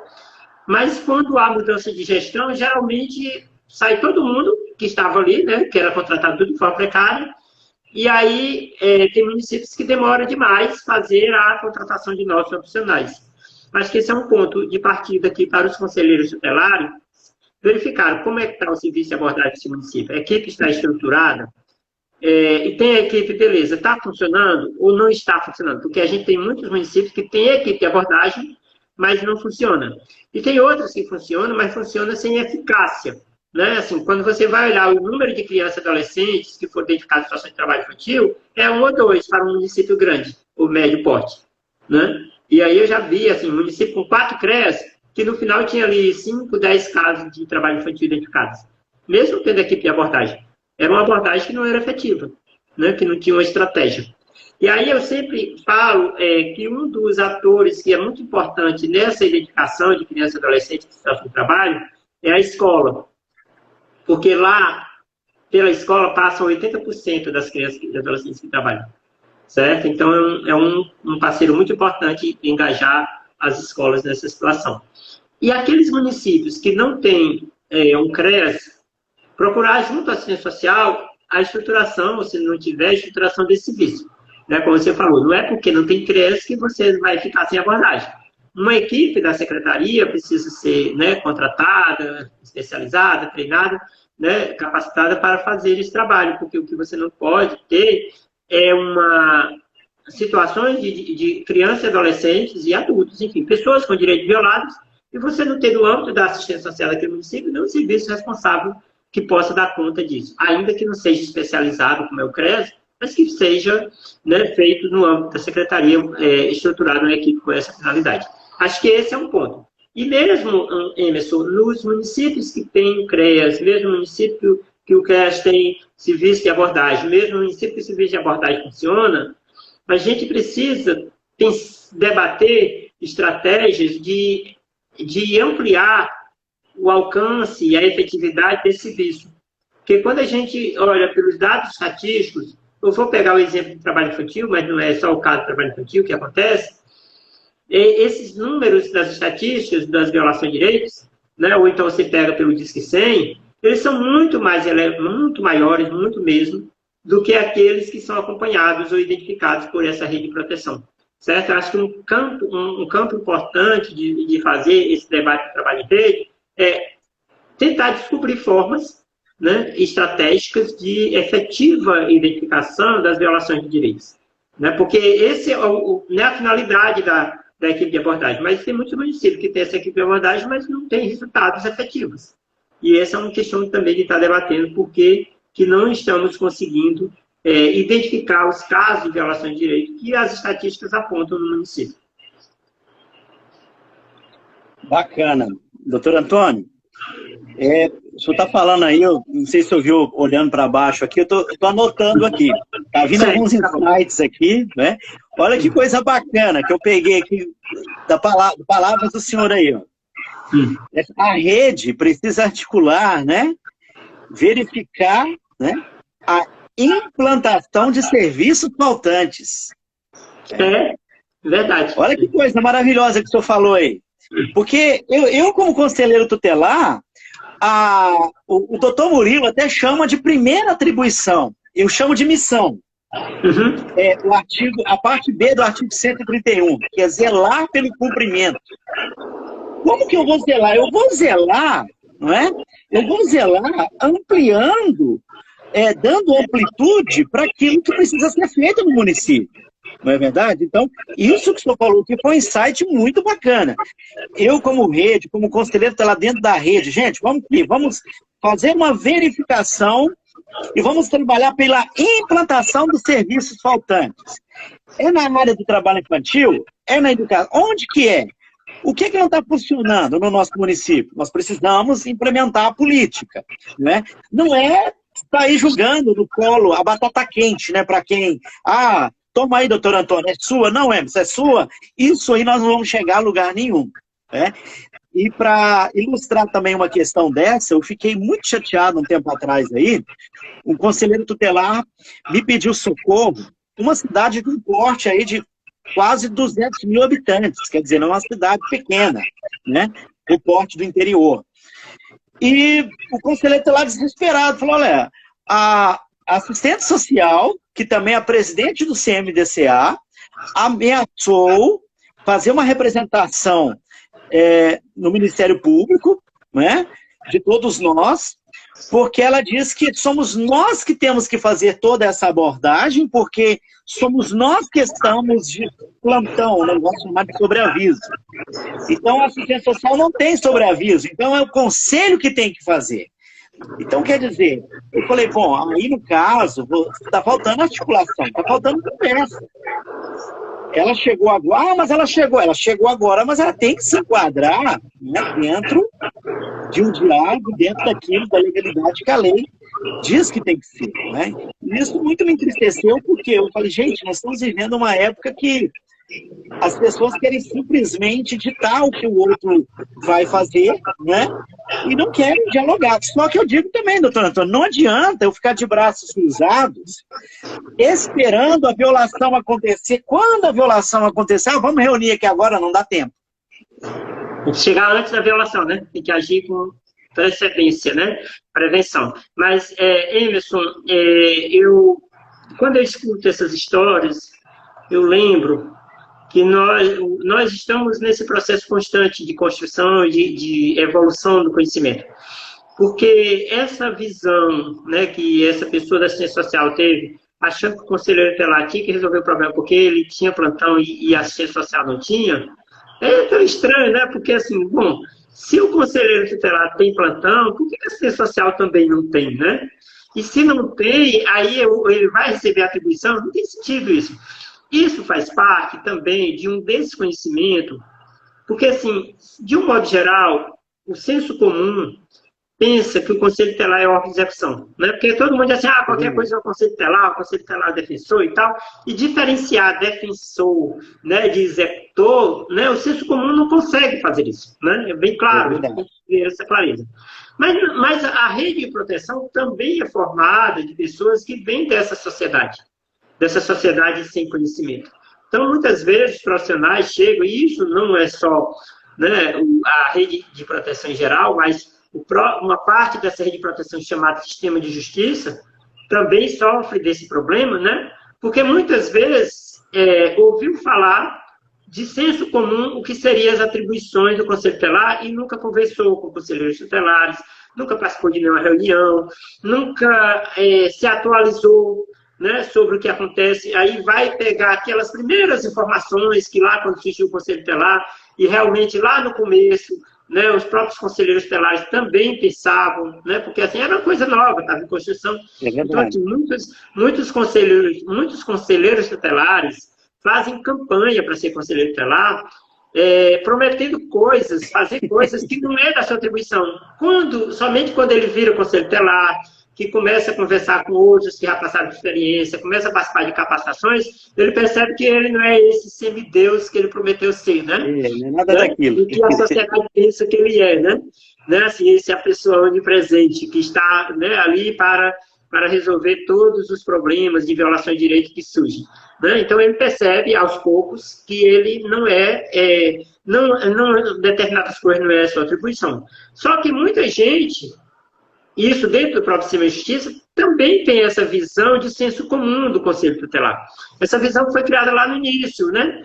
Assim, diga assim, chegou agora alguém que vai ser a solução de todos os problemas, o conselho tutelar, o defensor da criança, então, pronto, ele é esse herói sem capa, que vai lá e resolve, né? Certo? E não é assim, mas ele vai descobrir, muitos conselheiros tutelares só descobrem quando viram conselheiros, e estão diante do problema e percebem que não tem esse poder, né? Esse superpoder, e muitos atores ainda não descobriram isso. O que eu tenho dito para os conselheiros tutelares, que têm participado muito de capacitação, é que reúna seus atores da rede de proteção para compartilhar esses conhecimentos, tá? Porque um dia a gente já tem coisas que hoje a gente sabe e que a gente tem por óbvias, né? A gente acha, isso é óbvio e tal, mas é óbvio para a gente que já participou de vários momentos desses, né? Não é óbvio para determinados profissionais que acabaram de entrar, não é óbvio para profissionais que já estão há muito tempo fazendo do seu jeito e achando que esse é o jeito único ou é o jeito correto. Então, a gente precisa chamar esse pessoal para conversar. Assim, olha, pessoal, é o seguinte, está rolando um debate aqui sobre essa questão das atribuições de conselheiro tutelar. Eu queria que vocês, ouvir de vocês o que vocês acham. Não é mais do que dizer para os demais atores que isso não é atribuição do conselho tutelar e começa a disparar, né? Aquilo que às vezes a gente já quer logo, né? Encurtar o caminho. Acho que uma forma é tentar ouvir deles o que eles pensam, porque muitas deles pensam a mesma coisa, né, com relação ao desvirtuamento das atribuições, ou desconhecimento das atribuições. Como nós já um dia já pensamos isso e a gente só conseguiu, né, mudar esse pensamento a partir de muitos momentos de participação, de muitas capacitações, a gente tem que perceber que os demais atores também têm que participar dessa caminhada, né, participar desse processo. Certo? Então, eu sempre defino conselheiros tutelares que já estão, muitos conselheiros tutelares já estão bem capacitados, porque já participaram em vários momentos desses, tentar trazer essas informações para os demais atores da sua rede, ou tentar trazer os demais atores dessa rede para esses momentos de informação, né? Ou construir esse diálogo local, porque, né, muitos conselheiros já estão muito bem capacitados para fazer esse trabalho, né, de diálogo e de mobilização de rede. É verdade, né? Mas é dessa forma mesmo, o doutor Antônio. Eu vejo com muita tristeza, né? Muitas pessoas que acham que é chegar e... Tem gente que acha que é igual carro zero, né? Senta, vai ligando, vai andando, põe gasolina e pronto. A coisa não é bem assim. É tudo automático, né? Ligou, na verdade, no município a coisa é igual um Fusquinha, né? Tudo dá um jeito, mas tem... E também, assim, é que os casos concretos são muito desafiadores, né? Porque você tem que analisar situações. Às vezes, você não é uma solução que você deu para um caso que vai servir para o outro, né? Então, você vai ter que analisar se a sua intervenção precisa ser cuidada, estudada, para que ela não seja um desastre, né? Porque a mesma solução que foi boa para um caso pode ser desastrosa para outro, certo? Então, se você não tiver ali uma rede, né, que esteja ali para estar acompanhando, para estar olhando, sabe? O que vai acontecer com aquela criança?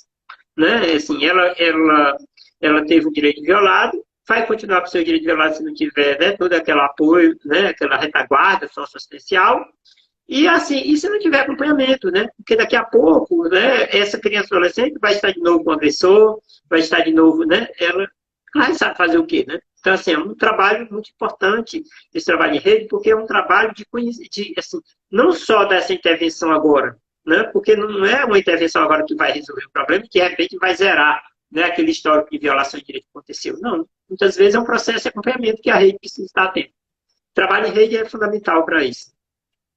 Com certeza. E o interessante também, igual o senhor falou aí, há eu não digo um desconhecimento, mas há uma cultura, como o senhor falou, que começou lá atrás. Nós herdamos a própria cultura menorista, daquela pegada de proteger a sociedade do menor, né? Aquela coisa toda. E também falta também um pouco, né? Eu vejo o seguinte, que as nossas faculdades de direito, elas, desde lá de trás, né? Como o Estatuto da Criança e Adolescente, apesar de 31 anos, né? É uma lei que praticamente não se estuda dentro das faculdades de direito. A gente vê um exemplo, qualquer magistrado que hoje tem um conhecimento amplo, é porque foi atrás, é porque foi atrás, mas o conhecimento que ele teve no curso de Direito, se a gente for sincero, né, eu não fiz Direito, eu fiz uma especificação, uma pós-graduação em Direito da Criança e Adolescente, também do idoso, da juventude, mas eu converso muito com pessoas que fizeram Direito e falo, olha, tem pessoas que viram, tem faculdade, falam, olha, na minha faculdade, deixa eu pensar, que eu nem lembro de ter estudado.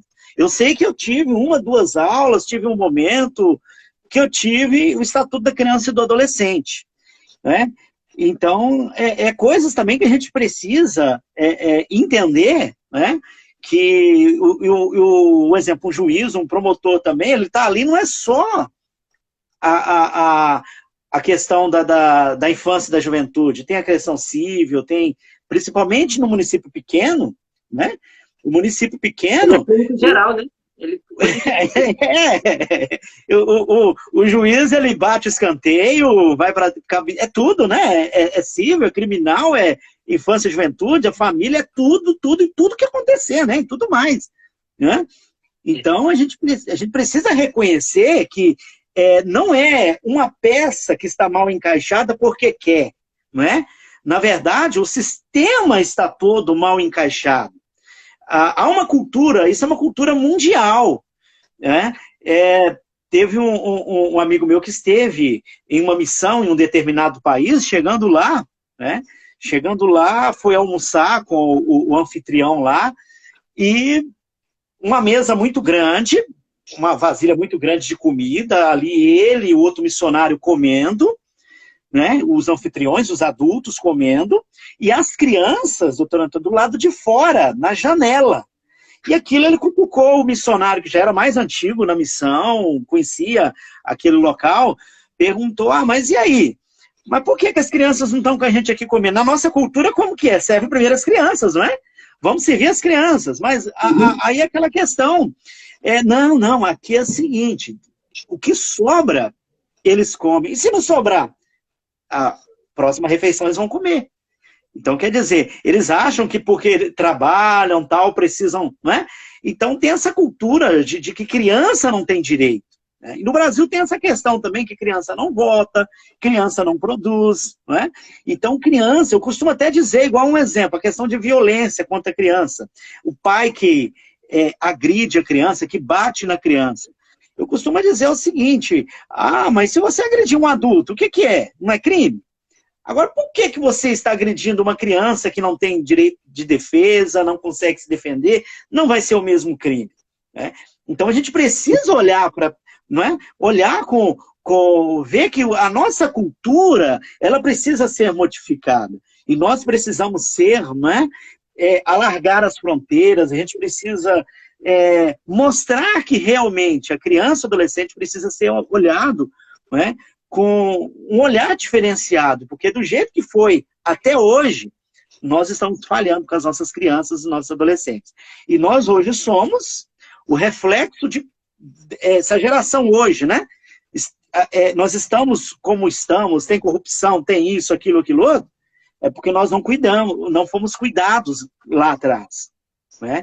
Então eu penso assim, E no que tange ao trabalho infantil, eu costumo dizer o seguinte, que o trabalho infantil, ele rouba a infância, entristece o presente e mutila o futuro, né? Então, eu vejo o seguinte, precisa, não é igual o senhor falou, não é ficar apontando, tem gente que fica... Aí eu costumo dizer, mas você já procurou conversar com alguém lá no judiciário, com o próprio juiz? Eu, quando estive conselheiro tutelar, todos os juízes me recebiam. Todos os promotores me recebiam. Mas você sabe... Gente, não é essa questão de... que você tem uma cultura, isso, consegue falar, consegue... Gente, não é por aí. Eu acredito que todos estão... O magistrado está aberto ao diálogo. O que acontece é o seguinte, como eu falei com o senhor, a questão do medo. Tem conselheiro tutelar que tem medo, né? Tem medo. Agora, Emerson, eu até entendo que não é só no conselho tutelar, em todos os setores, né, todas as profissões e repartições, departamentos, a gente vai ter sempre aquelas pessoas que têm mais facilidade, né, de diálogo e tem, vamos dizer assim, mais solto, vai atrás, né, e tal, e tem aqueles que são mais retraídos. Mas como o conselho tutelar é um colegiado, né, e não é um conselheiro, dá para estabelecer esse diálogo com o juiz, com o promotor, enquanto colegiado. Né? Então, a pauta Vamos lá, não vamos é o junto, né? conselheiro A, o conselheiro B, mas o colegiado. Né? Isso. Eu acho que dá para fazer isso. Não é assim, você pode não se sentir tão encorajado assim, mas tem outro que sente, vamos lá, vamos juntos. Tá? Eu acho que Sempre vai ter um Emerson, sempre vai ter um Antônio que é mais extrovertido isso, ali no meio, né? vai ter. Alguém que é mais solto, né? Que vai mais atrás, que é mais ousado, certo? Eu acho que o caminho é esse. Não é eu, conselheiro, né? Eu, enquanto conselheiro, posso não me sentir muito, né, à vontade de falar lá com o juiz, com o promotor e tal. Mas eu, enquanto colegiado, eu estou mais empoderado. Né? Eu tenho mais poderes do que. Né? Não é o conselheiro Alden, mas é o conselho. Né? Eu acho que tem que pensar isso. Você não está falando enquanto pessoa, né? Ou mesmo enquanto conselheiro, mas você está falando enquanto conselho. Se você não se sentir tão. Né? E eu acho até que o ideal seja mesmo que não seja só você, né? Para o promotor, o juiz entender que quem está ali é o colegiado. Né? Quem está ali é o órgão. Né? Muito mais do que o conselheiro.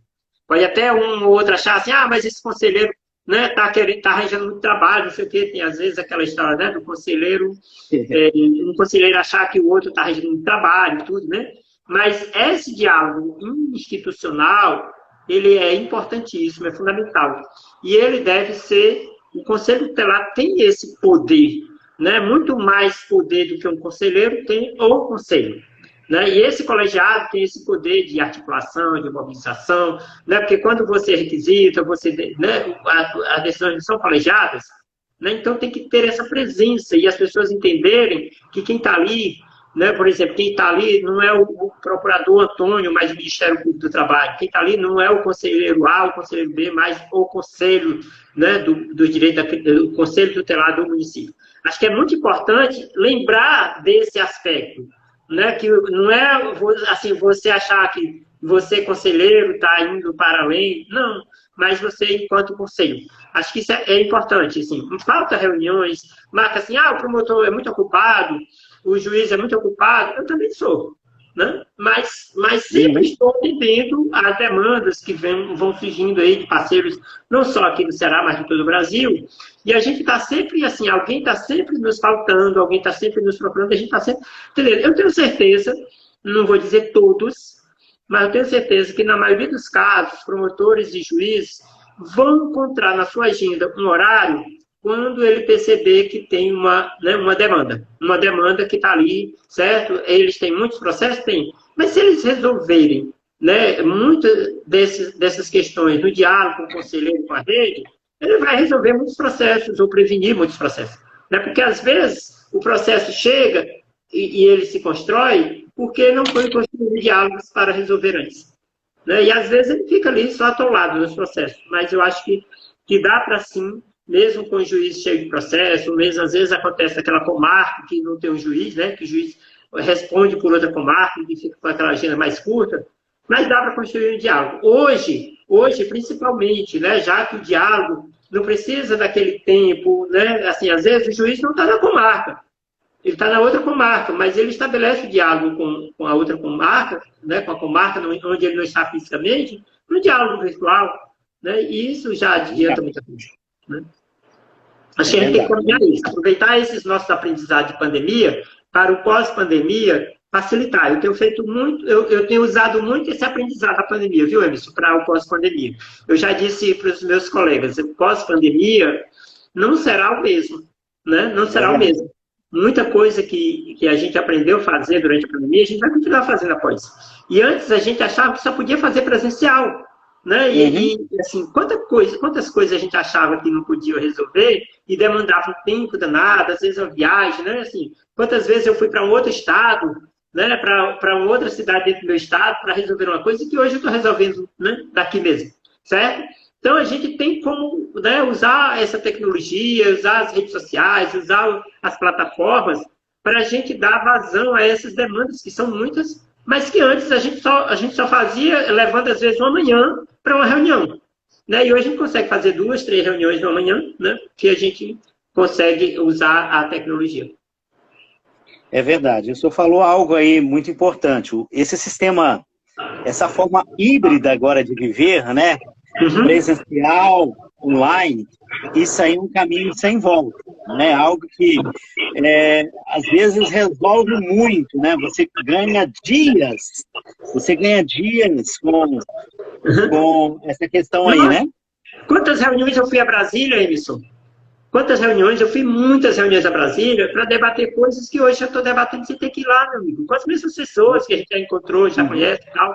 Assim, é bom, como você falou, é importante presencial, você precisa conhecer as pessoas fisicamente e tal, mas depois que você conhece, certo?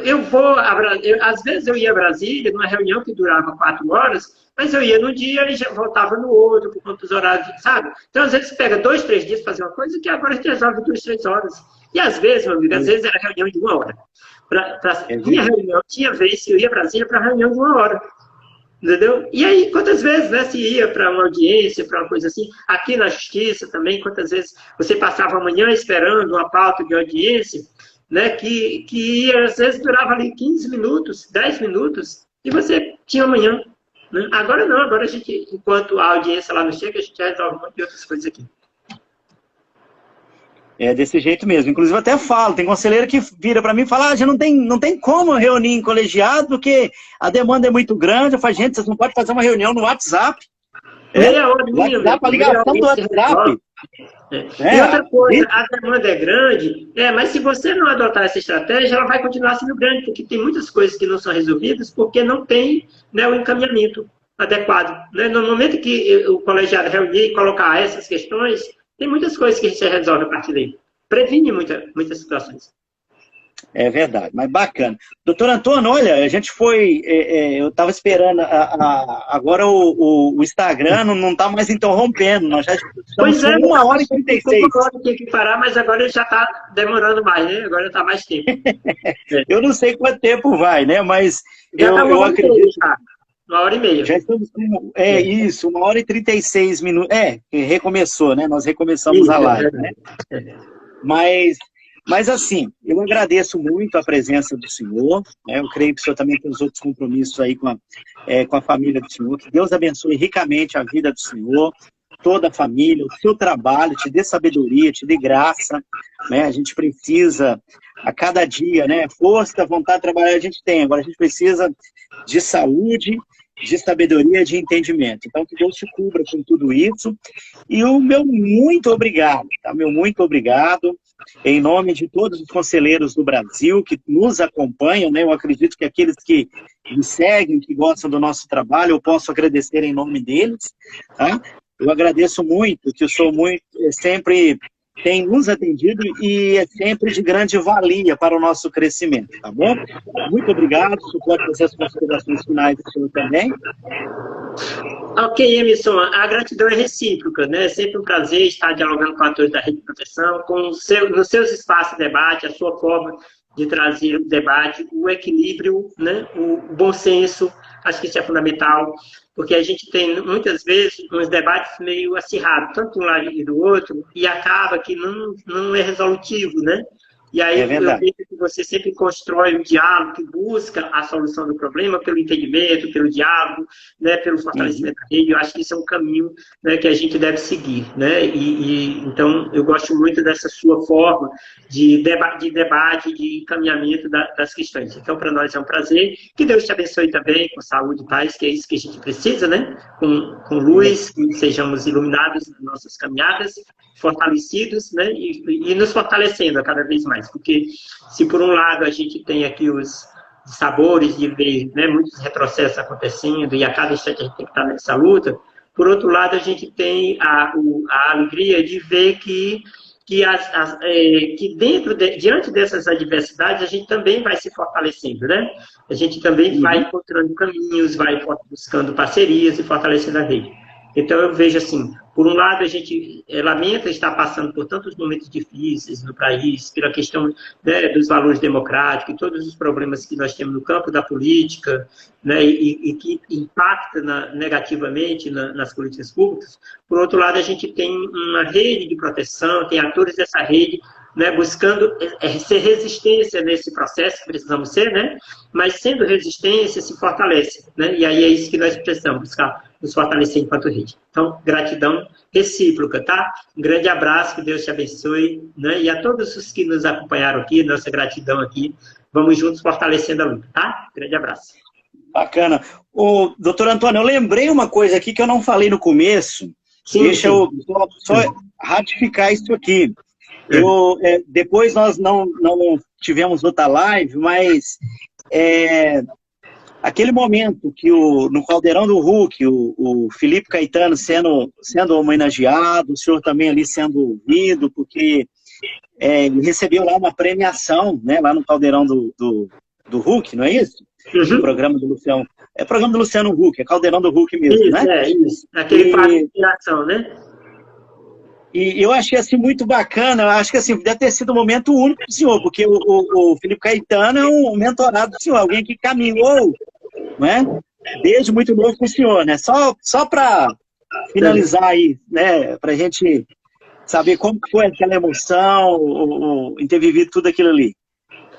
Muito bom, muito bom. Foi realmente um dia muito bacana, porque teve um reconhecimento, né, de uma caminhada. O Felipe Caetano realmente é uma pessoa muito iluminada, né, e inspiradora. O prêmio era exatamente para inspiração, caiu bem para ele, aquele prêmio. E também é um reconhecimento da nossa luta, né, porque no final o Felipe, né, dedica o prêmio a mim e a nossa luta, nossa ação protagônica, né, em participação sociopolítica. E o Felipe é um exemplo, né, de muitos outros que temos nessa caminhada, como Ana Luísa Calixto, Pedro Henrique, né, e tantos outros adolescentes e jovens que foram crescendo. Também temos a Ana Tássia no Maranhão, né, deixa eu ver, temos colegas em vários estados, né, a Viviane em Alagoas, né? E aí, nessa caminhada, a gente foi conseguindo agregar várias crianças e adolescentes que hoje são inspiração para outros, né? Ontem mesmo, nós tivemos, ontem à noite, a reunião com vários deles, né, para discutir estratégia de uma campanha de prevenção de violência contra as mulheres, né? Todas as ações que nós estamos realizando, eles têm tido uma participação muito efetiva. E o Felipe foi aquele adolescente que, aos 14 anos, em 2015, quando tinha 14 anos, me procurou para fazer esse engajamento, né, e essa ação protagônica, essa participação sociopolítica de forma estruturada, em forma de comitês, de encontros, né, de caravanas e tudo. Então, assim, ele hoje ele está na Universidade Federal do Ceará, fazendo a Faculdade de Direito. Quando você fala aí do problema que muitas vezes as pessoas saem da Faculdade de Direito sem um conhecimento sobre o direito da criança e adolescente, é uma disciplina que não é obrigatória, né, que está ali como facultativa, muitos não fazem, muitos fazem, mas não estudam muita coisa. Mas pouco a pouco a gente vai melhorando isso, porque hoje, por exemplo, na Faculdade de Direito, Felipe, quer dizer, ele está lá, já é uma prova viva de como é essa questão, mas tem a professora que é muito engajada na disciplina, que faz esse debate constante com os alunos, que traz outros atores, né, e a gente vai precisar estar multiplicando esses atores, né, com esse olhar sensível nas universidades, nas academias, para multiplicar. Então, Felipe Caetano é essa referência que a gente tem. Assim como a Ana Luísa, assim como o Pedro Henrique, como a Ana Tássia e várias outras crianças e adolescentes que hoje têm uma participação sociopolítica muito efetiva nas nossas ações. Tá? Então, uma alegria muito grande. Legal, eu fiquei assim até emocionado. Eu e minha esposa, nós assistimos 2 vezes, porque hoje tem essa questão do YouTube, né? Você assiste a hora que você quer, né? É verdade. Eu assisti 2 vezes, na verdade eu acho que assisti 3, com a minha esposa assisti 2 vezes, e fiquei ali vibrando com toda a história, e emocionante.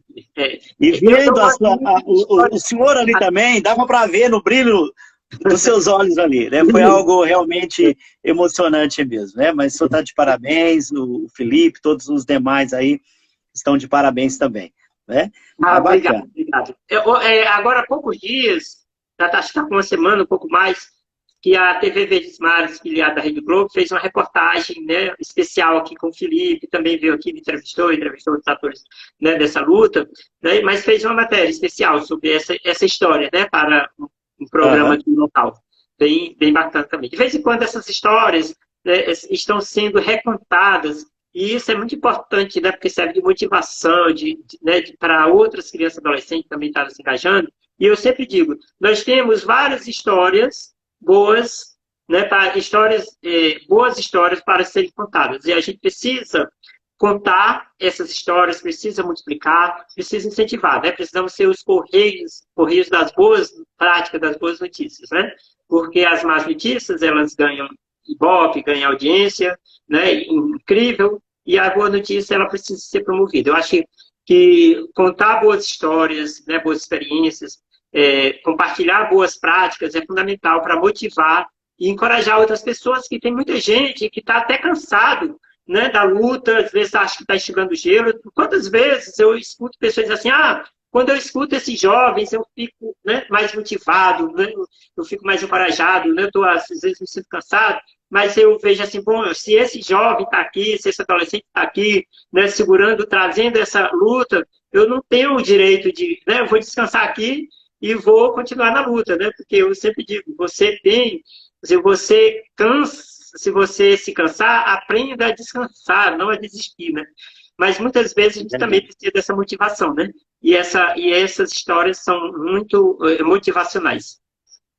Com certeza. Olha, eu tenho uma relação muito grande aí com o Nordeste também. Hoje, igual o senhor falou aí da UFC, né? Isso. A UFC tem a luta, mas a UFC, para quem não sabe, é a Universidade Federal do Ceará. Eu tenho um sobrinho que está formando em engenheiro agrônomo aí na UFC também. Daniel Amaral, um abração, um beijão para ele aí. Meu sobrinho, tem meu cunhado, minha concunhada, moram aí também no Ceará, aí, eles falam Fortaleza, mas é o Eusébio, né? É a região metropolitana aí, né? Na região metropolitana? É Eusébio. Eles moram em Eusébio. Aqui do lado, aqui, tem... Isso. E de vez em quando a gente dá uma escapulidinha para ir. Que legal. Ótimo. Meu Eusébio já está quase aqui, né, emendando aqui em Fortaleza, então está bem aqui. Não só a região metropolitana, eu vou dizer até assim, você sai aqui na Messejana, você já está no Eusébio. Passou ali na Chapeuqueira, já está no Eusébio. É verdade. Então, assim, eu tenho uma afinidade muito grande com o Ceará. Eu vibro muito com as coisas daí, né? Mas perfeito. Eu não vou tomar mais o tempo, não, senão a gente vai emendando um assunto ao outro. Daqui a pouco a gente fica aqui. Um assunto puxa o outro, vai passando, né? Sabe o que o pessoal... Bem legal, bem momento. A gente vai ter que fazer igual o pessoal aqui no interior de São Paulo aqui fala. A gente tem que matar um frango. Fala matar um frango para quê? Fazer um frango caipira e passar o dia junto comendo frango, né? Exatamente. Uma galinha caipira. Isso. Mas tá bom, doutor Antônio, Deus abençoe o senhor, muito obrigado por tudo, tá? Amém. Gratidão recíproca, Deus te abençoe também. Felicidades. Gente, um abraço então, Deus abençoe vocês, muito obrigado pela participação. Semana que vem nós estaremos aqui no Viver Master Live, novamente. Eu, Emerson Freitas, estarei com a minha amiga Maduca Lopes, tá bom? Então, eu gostaria que todos estivessem participando conosco, tá? Muito obrigado a todos vocês que participaram. Às vezes a gente não consegue, né? A gente não consegue responder todo mundo. Aqui, ó, tem uma pessoa daí que já... não sei se é o Célio, aqui, ó. Vou convidá-lo para fazer uma capacitação em Aquiraz. Eu vou com todo o prazer e com toda a facilidade, viu? Porque eu tô precisando ir aí mesmo, Eusébio, Fortaleza. O Conselho Municipal do Direito da Criança e do Adolescente é nosso parceiro, está participando sempre dos nossos eventos, é um grande parceiro aqui do Peteca. E ele é padrinho do Felipe Caetano, né? Na verdade, o Felipe Caetano é de Aquiraz, né? Uhum. E aí, na verdade, ele é o padrinho do Felipe Caetano, né? Toda essa luta começa, essa caminhada do Felipe Caetano, ele está lá desde o começo aí nessa luta. Ah, legal, bacana. Mas, gente, Deus abençoe todos vocês. Um abraço a todos do nosso amado Nordeste, em especial hoje ao pessoal aí do nosso amado estado de Ceará, né? Ceará, todo o pessoal aí de Fortaleza, Aquiraz, Eusébio e toda a região. E Messejana é bairro, né? Você falou Messejana. É bairro, isso. Eu já estive lá também. Eu conheço um pouquinho aí.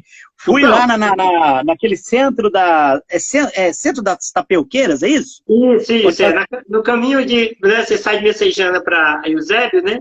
Então, assim que sai, você já tem ali o centro das Tapeuqueiras. Centro... Isso, mas muito legal. Gostei muito daí e a gente tem uma ligação boa aí, né? E parte da nossa família está morando aí. A gente fica feliz por tempo estar participando com vocês aí. Mas, gente, um beijo no coração. Deus abençoe a vida de cada um de vocês, vocês que participaram. Me perdoe se eu não conseguir responder todo mundo, né? Porque às vezes é difícil para a gente aqui. Tá acompanhando todo mundo aqui, todos os comentários, tá bom? Mas muito obrigado a cada um de vocês que participaram. Eu vou tentar salvar a live e colocar também no meu canal do Facebook, para aqueles que quiserem acompanhar posteriormente também, tá bom? Doutor Antônio, muito obrigado por tudo. Deus abençoe mais uma vez a sua vida e abençoe a vida de cada um de vocês. E até semana que vem, querendo Deus. Um forte abraço. Deus abençoe a todos.